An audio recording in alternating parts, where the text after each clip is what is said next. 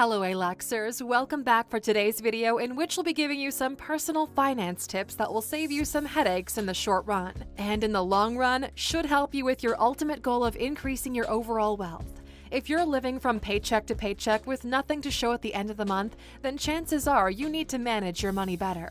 And even if your life isn't filled with money problems, it's likely you could still make improvements here and there. And the advice in this video should help you do just that. Having good financial skills improves your quality of life in all kinds of ways. It'll give you a better credit rating, which means you'll be more likely to be accepted for a mortgage or a loan for something really important. You won't have debts hanging over your head, and you'll get a warm, satisfied feeling at the end of the month when you see you've still got a decent sum of your paycheck left that you put towards savings or investments. Welcome to alux.com, the place where future billionaires come to get inspired. If you're not subscribed yet, you're missing out. So Aluxers, it's time to dive in and brush up on your personal finance skills and look at 10 ways to manage your money better. Number 1. Make a budget every month. Of all the advice on this list, this is the most essential, and we'll be referring back to it repeatedly. In fact, it's such a no-brainer you probably already know you should be doing this, but very few people actually do. The reason isn't just because most people find it too boring to go through loads of numbers. It's because looking at sums you're going to have to part with can be kind of painful, and a lot of people try to avoid it. But even if it isn't exactly fun, get this building block in place and you'll see your life improve, and all kinds of financial worries will disappear. So what should a monthly personal budget look like? Well, you don't have to be a math genius to do one. A budget is a snapshot of the money you have going in and coming out. Take a piece of paper, or better still, keep a notebook, and divide the pages into two. On the left, you should have the money coming in from salary and any other sources of income. That's the easy part. The hard part is the money you expect to go out, which you should estimate at the start of the month. This should include household bills and living costs, what you expect you'll spend on food and other essential items. Also, travel, expenses for your car or public transport, leisure, restaurants, entertainment, sports, trips, and holidays. And the items it's easy to forget about, like money you expect to spend on presents for family or friends.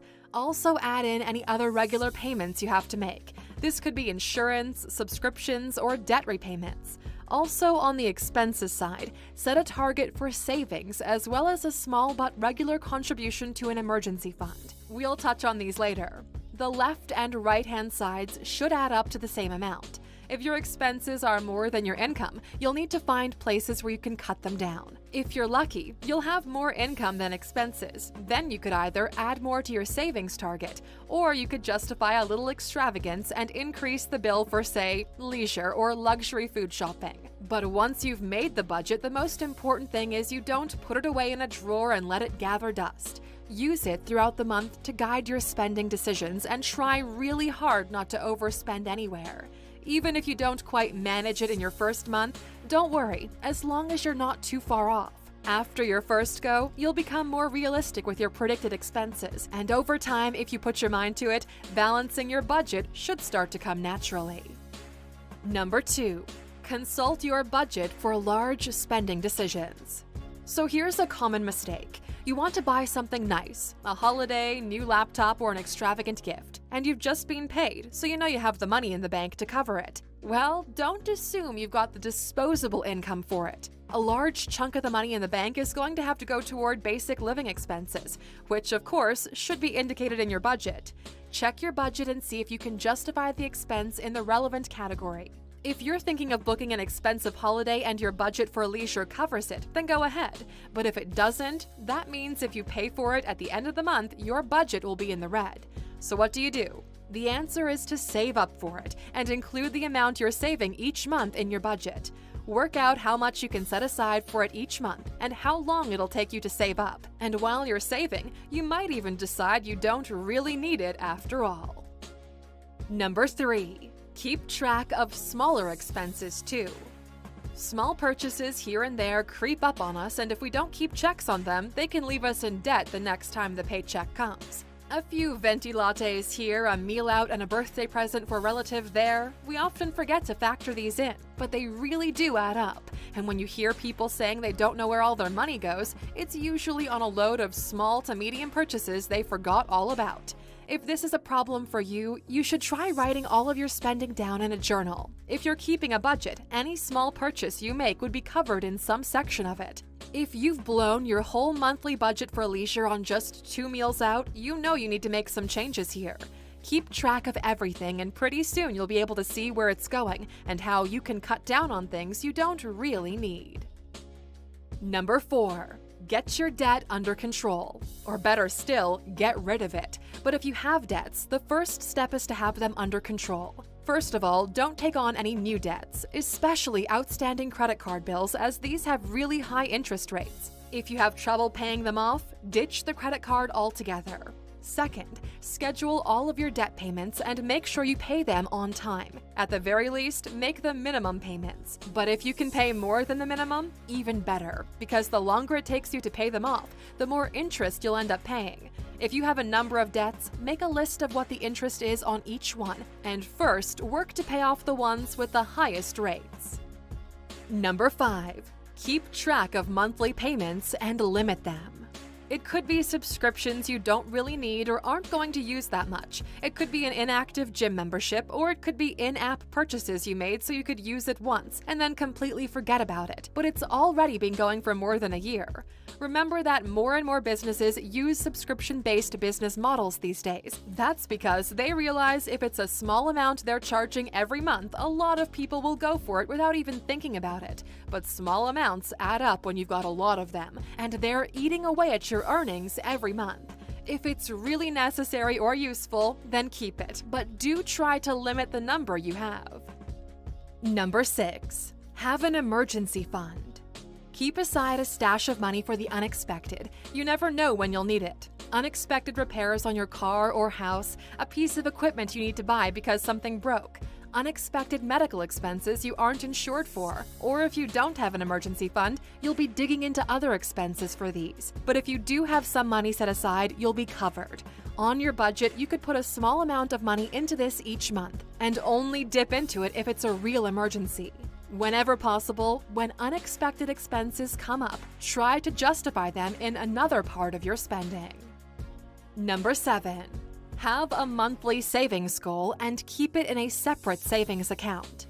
So the end game is increasing your wealth, right? Well, keeping money in the bank isn't going to help you with this. Interest rates on bank accounts are close to zero. Make your money work for you. Far better options are investing in bonds, a portfolio of stocks, or real estate, and you won't be able to buy these without disposable income, which will come from your savings. That's why you should have a savings goal each month and indicate it on your budget. You'll find that having a savings goal really will motivate you to save. That's because the thought of having that money for investments at the end of the month and the long-term wealth they'll bring you will be even more tempting than unnecessary purchases. And until you decide what kind of investment to put them into, place them in a savings account, which is separate from your regular bank account. Savings accounts do have slightly higher interest rates than bank accounts, but they're still small. The benefit is by keeping your savings in a separate place, you're less likely to spend it, and in the end, this money will go toward what it's intended for: long-term investments. Number 8. Use price comparison apps and websites. So we've already said you need to be cutting down on smaller expenses, the ones that add up without you noticing it most of the time. A great way you can do this is by shopping around for the best price, and there are several price tracking websites and apps to help you with this. For online shopping, you could use Google Shopping, Shopping.com, or Amazon's Camel. And even for grocery shopping, there are several websites you can use. Just keep in mind, they will differ a bit depending on which country you're in. Number 9. Use personal finance apps. So creating a budget from scratch seems like a bit of a headache, or maybe you're not that confident about your skills to organize it well or record every purchase you make. Well, there's no need to despair, because there are tools out there that make it a lot easier. Personal finance apps like Mint or MoneyStrands, which are both free, are perfect for the job. They'll display all your account balances and transactions, and they'll track your spending habits so you can see where you've been going over your budget. They'll also remind you of upcoming bills and even keep track of your investment portfolio. Number 10. Constantly improve your knowledge of money management. Maybe you feel like a beginner when it comes to managing your finances. Well, remember that every guru on finance management was once a beginner too. So why not invest in some courses on personal finance? You'll be able to find free or moderately priced online courses in personal finance, which share in-depth advice on how to spend less and save more, manage your money better, and how to invest it.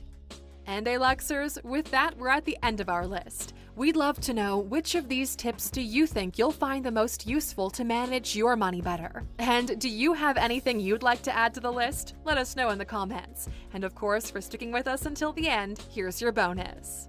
Build up financial discipline bit by bit, and after a while, it'll come naturally. If you're so far away from achieving the kind of financial discipline we've been talking about here that you think you'll never be able to achieve it, don't despair, Luxer. Remember, there are lots of people in your position. Start with step 1 and create a budget. Then you've got to force yourself to take all the steps in it. At first, you might find it difficult, but stick with it, and over time, it'll come naturally to you. Pretty soon, you'll see yourself getting less money-related headaches, and then you'll realize you have more money left at the end of the month. And before you know it, you'll feel motivated to follow the steps, and you won't even need to push yourself to do them. By then, you'll have mastered discipline when it comes to personal finance, and you'll have become a natural at managing your money. Thank you for spending some time with us, Luxers. Make sure to like and subscribe so you never miss another video. We also handpicked these videos, which we recommend you watch next. You can talk to us on all social medias or ask a question on our website, alux.com. Thank you for being an Luxer, and we'll see you back tomorrow.